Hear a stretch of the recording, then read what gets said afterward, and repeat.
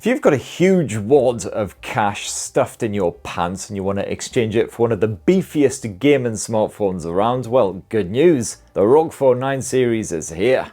Asus's latest gaming blowers are powered by Qualcomm's trouser drop-in Willy Wave and Snapdragon 8 Elite chipset. So the gaming performance is, it's alright. While the ROG Phone also boasts a 185Hz AMOLED panel, you've got a proper funky but surprisingly slimline design, and more ridiculously good gaming features than you can shake a stick at, or indeed wave a willy at.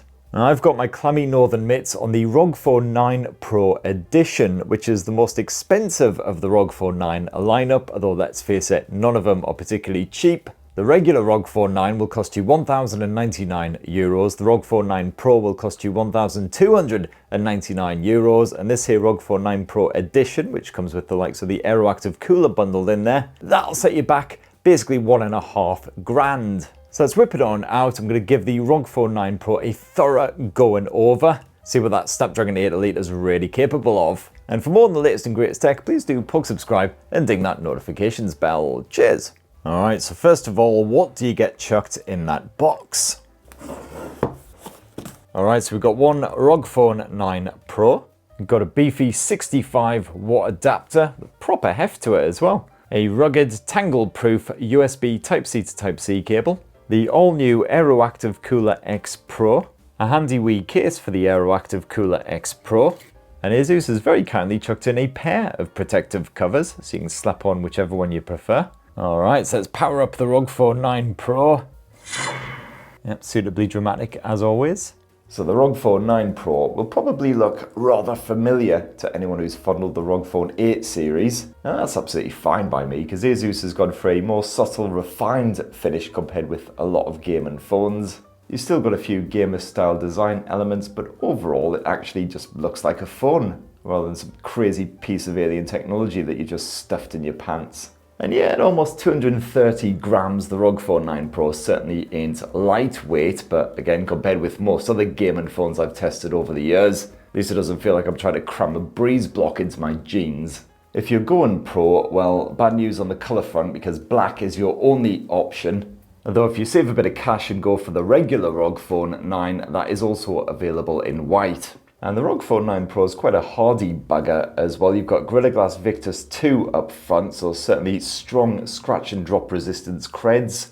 You've got a recycled aluminium frame, would have preferred a bit of titanium or something, but so far seems pretty resistant to scratches. And that arse end's apparently constructed from strengthened glass. Asus sadly wasn't any more specific than that, but I've chucked this thing in a backpack, had it rattling around there loose with a bunch of other phones and other stuff, and so far, touch wood, absolutely no scratches, scuffs, marks whatsoever. And it's a lovely matte finish as well, so it doesn't get all smudgy and greasy and ugh. Oh, and the phone is once again IP68 water and dust resistant as well, so no worries if it gets a wee bit moist. Now, you may remember that funky anime LED panel that was slapped on the back end of the ROG Phone 8 Pro last year. Well, it's made a welcome return here on the ROG Phone 9 Pro, and you could also get a more basic version on the regular ROG Phone 9. You can activate this and tinker with the settings by diving on into Asus's Armory crate, and go to the console section and scroll down, and there we have it, Anime Vision. Now, last year's model served up 341 LEDs on that back end. If you go for the regular ROG Phone 9, you get just 85, so it's a pretty basic setup. However, the Pro model is an upgrade from last year's effort, almost doubling the number of LEDs to 648. And as you can see, the ones at the top are white, the ones at the bottom are red. And the Anime Vision lights aren't just a load of fancy pants bollocks, they can actually be used as a notifications light for incoming calls and messages. As well as, yes, putting on a bit of a light show when you're listening to music or doing a bit of gaming, so everyone else in your tube carriage knows what you're up to. You can also get a countdown when you're using the timer on the camera. And you can also customize some of these animations, and if you don't like Asus's efforts, well, you can even draw your own. And being the highly mature individual that I am, yes, of course, I upgraded last year's TechSpert Special. There weren't quite enough LEDs to get some proper vein action on the go, but I'm quite proud. 40 years old, I am. You can also unlock up to 12 more animations if you happen to have some mates who are just as rich as you and can also afford a ROG phone. So as you can see there, just lovingly smush your ROG phones together and these new animations will be unlocked. But my favourite new feature for this generation is Anime Play, which allows you to blaze your way through 4 classic arcade style games, all of them quite heavily inspired by existing titles but renamed to avoid any courtroom type shenanigans. And yeah, I don't think a ROGified version of Breakout, or Brick Smash as it's hilariously known here, is going to be replacing PUBG for anyone anytime soon. But if you've got no internet and you've got 5 minutes to kill, job done. Now the good news on the software side is that you get Android 15 out of the box with the ROG Phone 9 Pro, but the less than stellar news is Asus is only guaranteeing 2 Android OS updates for this bad boy, which ain't great when you're spunking up, over $1,000 on a new smartphone. Most manufacturers these days commit to at least 4 or 5 years, so I've got no idea why Asus has been quite so stingy, although they are at least offering 5 years of security patching, so that's something. And on the ROG Phone 9 Pro, you can bag yourself up to a terabyte of storage, so pretty generous for all your apps and other shenanigans. On the regular ROG Phone 9, this does max out at half a terabyte, which to be fair is still bloody loads. My only other complaint is that the eSIM support is apparently only available in Japan and Taiwan. There's bugger all here in Blighty. But undeniably, the most stiffy-inducing upgrade for the ROG Phone 9 series is Qualcomm's Billy Big Bollocks Snapdragon 8 Elite, which runs the show. That's backed by up to 16 gigs of RAM in the regular ROG Phone 9 and the 9 Pro. But if you spunk out even more cash on this here edition model, you'll find a slightly ludicrous 24 gigs of the stuff crammed in there. And sure enough, you've got those ridiculous Geekbench scores topping 10,000 for the multi-core, which is frankly batshit. I mean, just looking at the jump over some of the previous generations is absolutely mental. But of course, benchmarking, as we've seen throughout the ages, can be a bunch of unreliable toss. For me, it's definitely all about the real world performance. And so I've been smashing my way through a good bit of Genshin Impact, Wuthering Waves and Call of Duty on the ROG Phone 9 Pro to really test its mettle. I slapped the phone on X mode and I ramped up the graphics in both games so they were on the absolute maximum values, running at 60 frames per second.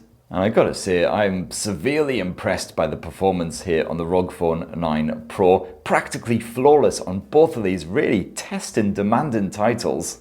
I did experience a couple of wee dips in that frame rate, but they were almost imperceptible and incredibly rare, even when things got proper full-on hairy. So if you are into a bit of Genshin, Wuthering, whatever titles that are available on the Google Play Store, you can expect a fluid frame rate even when you absolutely max out the visual options. But did the ROG Phone 9 Pro stay cool under pressure? Well, the Snapdragon chipset is housed towards the center of the phone, so about as far away from your fingers as you could possibly get when you are gaming. And of course, Asus, as always, has crammed in a dedicated cooling system. So you've got a rapid cooling conductor housed around the chipset, as well as usual graphite sheeting, etc, etc. And I did find that despite the upgrade in performance, the ROG Phone 9 Pro actually stayed slightly cooler over time than the ROG Phone 8 Pro. This thing topped off at around 41 degrees without any additional cooling support during extensive games of Genshin Impact, and stayed slightly cooler with Wuthering Waves hitting around sort of 39-40 degrees. So I'd say the ROG Phone 9 Pro gets slightly warm to the touch when you've been gaming for a good half hour or so, but no worse than that. And actually, I was expecting it to get an awful lot hotter. But if you want to get gaming for hours at a time, or you want to have the ROG Phone 9 Pro plugged in to make sure it doesn't run out of juice, well, no worries. Just slap on that Aeroactive Cooler X Pro accessory, which, as I say, comes bundled with the ROG Phone 9 Pro edition. Otherwise, you can spug up a bit of extra cash for that bad boy. And the good news is, if you do have the previous generation of ROG Phone, the old Aeroactive Cooler X will work just fine with the ROG Phone 9 Pro. And this model comes with the usual obligatory RGB light and shenanigans. You've got a pair of physical triggers, you've also got a handy kickstand, so you can prop this bad boy up if you're going to be gaming with a controller. And you've also got a handy USB-C port and the headphone jack down below so you can get connected. And the Aeroactive Cooler X Pro even has a built-in subwoofer to give the bass a proper kick up the arsehole region. And on the smart cooling mode, I found that the Aeroactive Cooler X Pro certainly more than did its job. So for instance, gaming with Genshin Impact for well over an hour, that temperature only maxed out at around 33-34 degrees. Of course, that fan, while not particularly crazily loud, isn't exactly very subtle either. So if you are hoping to do a good bit of gaming in bed at 2 AM while somebody is trying to actually get some kip next to you, you might want to stick on something a bit more subtle like Asus's ROG Phone 9 Pro chill case. Now, of course, when you're in game, you can yank out Asus's Game Genie feature, just a quick swipe from either corner like so. And this serves up the usual excellent range of features. So for instance, you've got a small variety of modes that you can quickly and easily flick between, including dynamic, ultra durable if you're just playing something simple, bit of Wordle or whatever, and good old X mode, which is the bitty big bollocks effort, perfect for a bit of Genshin, Wuthering waves, etc. You got all the standard gaming mode shenanigans chucked on here, including notifications, blocking, no alerts, no calls, yada yada yada. You can also check on your ROG Phone 9 Pro's stats. You can also have that displayed on the screen in real time as you're gaming. And then over on the right hand side, you've got even more gubbins. And these are well worth checking out. So for instance, Genshin fans should definitely explore XSense 3.0, which offers the same fantastically useful auto pickup and auto escape features as the previous generation. And let me tell you, after you've used a ROG phone with Genshin Impact, it's really hard to swap to another phone and then have to manually prod the screen every time you want to pluck some flowers or some mushrooms or something, or like frantically stabbing it to unfreeze yourself. You've also got a speed up cutscenes tool, which doesn't really seem to do much. What I really need in Genshin is a kill cutscenes dead tool. You got that auto run feature as well, which will just have your character absolutely sprinting into the distance forever and ever. It's quite handy, although it does veer off to the left still, which is slightly annoying.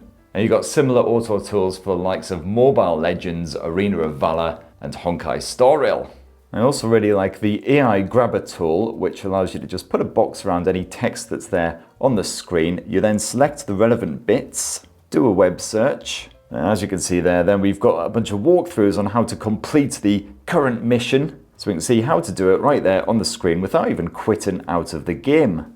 And of course, one of the other great gaming features here on the ROG Phone 9 Pro is those air triggers, which are housed up on the top edge. These are quick and easy to set up in game. Just swipe out the old Game Genie and then you want to tap on air triggers, switch them on, and then just move the left and the right icons over the on-screen buttons. You want the left and the right triggers to activate. And away you go. And while they're no direct replacement for actual proper physical triggers, you do at least get a strong bit of haptic feedback from them. They're positioned so they're comfortable to use and certainly perfectly responsive as well. Again, I had no issues using them in any of the games I tested, Call of Duty, Wuthering Waves, or Genshin Impact. And likewise, the extra physical triggers that you get with that Aeroactive Cooler X Pro, easy to set up, exactly the same as the air triggers, and just more comfortable control compared with using dozens of bloody on-screen buttons.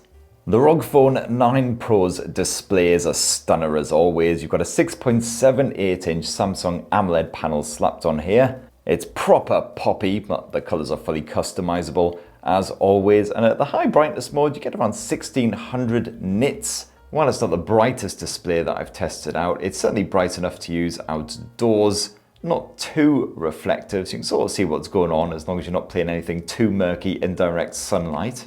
You do of course have that selfie cam cutout, unlike some rivals like the Red Magic, which sport an under-display camera for a proper full view finish. But thankfully it's a very dinky selfie cam orifice, so not too intrusive. And through the Game Genie menus, you can boost the refresh rate up to 185 Hz for any supported titles. Otherwise, during everyday use, the display does max out at 165 Hz, which, let's face it, ain't exactly shit. It's an LTPO screen that can dynamically scale that refresh rate between 1 and 120 Hz, so 1 Hz handy for the likes of the always on display, quite static images, and obviously boost it up when you're doing something a bit more dynamic. And 720 Hz touch sampling rate as well, so I had no issues with responsiveness when swiping and prodding this bugger. As for the audio, well, you've once again got a stereo speaker set up on the ROG Phone 9 Pro, although just like the previous generation, not both of these are front facing. You've once again got a speaker stuck away on that bottom edge. They're reasonably loud though, and the audio isn't too tinny when you do max out that volume. You've got the usual Dirac audio tuning involved. Full support for high-res audio wireless, aptX adaptive and lossless. Basically everything you could possibly bloody imagine. And yes, you do have yourself a headphone jack if you want to get wired up instead. And those audio controls are comprehensive, as you would expect from Asus. You can even split the audio, so the general volume is separate to your game volume. Great stuff, but what about the battery life? Well, the regular ROG Phone 9 sports a 5500 mAh capacity cell. That battery is upgraded to 5800 mAh in the ROG Phone 9 Pro. So not the biggest around by any means, but pretty bloody respectable. And I found that here on the ROG Phone 9 Pro, I can enjoy almost 5 hours of non-stop gaming in stuff like Wuthering waves until it finally died a death. I got almost exactly 4.5 hours of Genshin Impact action on a single charge as well. And with that Aeroactive Cooler attached, well, the battery life doesn't drop too horrendously. I still managed around 4 hours of non-stop Genshin action before that battery finally copped it. You got yourself 65 watt wired charging with the ROG Phone 9 Pro. There is a USB-C port down on the bottom edge of the phone and also on the left edge, so if you want to get gaming and have it plugged in, no problems there. It won't be getting in the way of your hands. And of course, you've got full battery bypass charging support in the Game Genie menu. It helps to prevent the phone from getting excessively hot if it is plugged in while you're gaming. You've also got yourself a bit of 15 watt wireless charging support. It's not the latest Qi 2 standard, but it is Qi 1.3. And there's probably just about enough time in this lovely ROG Phone 9 Pro unboxing and review before I have to bugger off and drink an awful lot of whiskey to cover the camera tech. And let's face it, absolutely nobody buys one of these ROG phones for the optics, but it's actually not a bad camera setup here. The primary shooter uses a 50 megapixel Sony Lightyear 700 sensor, and you've got 6-axis hybrid gimbal stabilization on there. So it'll certainly more than do the job just for your simple, everyday, shareable shots, your family photos, all that kind of guff. And you've got 2 alternative lenses slapped on the ROG Phone 9 Pro, a 13 megapixel ultra-wide angle shooter, as well as a 32 megapixel telephoto snapper with 3 times optical zoom. And the zoom lens is a Pro exclusive. The regular ROG Phone 9 replaces it with a 5 meg macro shooter. And in a clever, if slightly obvious move, Asus has allowed you to use that right air trigger as an actual camera shutter button, which I've got to say is an awful lot less gash than Apple's camera button, because it's actually quite comfortably positioned near this edge, so you're not stretching all the way over here to use it. And no, you can't slide your finger to zoom or anything on here, but then that was pretty shonkily implemented on the iPhone anyway. So yeah, definitely top marks, Asus, good job. If you swap to video, you can record up to 8K resolution footage at 30 frames per second. You've also got a fresh new portrait video mode, if you want to get a good bit of bokeh style action on the go. And plenty of other bonus modes, including a full-on pro mode. It allows you to tweak all the individual settings, like the shutter speed, etc. And then last up around front, you've got yourself a 32 megapixel selfie shooter. You can't shoot 4K resolution footage with this. This does top off at full HD, but the mic's pretty good at clearly picking up your voice, which is pretty handy if you're going to be doing a bit of the old live streaming while gaming or anything. And there you have it, my lovelies. That in a tasty wee nutshell is the fresh new Asus ROG Phone 9 Pro Edition. As you can see, an absolutely beef-tastic blower. Great news for you Genshin fans, Wuthering Waves, League of Legends, Arena of Valor, other random words. Fantastic set of gaming features. That's where the ROG phones really set themselves apart from the competition. And now in the performance as well with that 8 Elite. But we do have a couple other gaming phones lingering on the horizon, including of course the fresh new Red Magic. That's also going to be powered by the Snapdragon 8 Elite. Can it compete with the ROG Phone 9 Pro? Well, definitely stay tuned for my full review of that bad boy coming soon. In the meantime, it would be fan-bloody-tastic if you could let us know your thoughts on the ROG Phone 9 Pro down below in the comments. Shush you. Please do poke subscribe, ding that notifications bell for more on the latest and greatest tech, and have yourselves a ruddy, wonderful rest of the week. Cheers, everyone.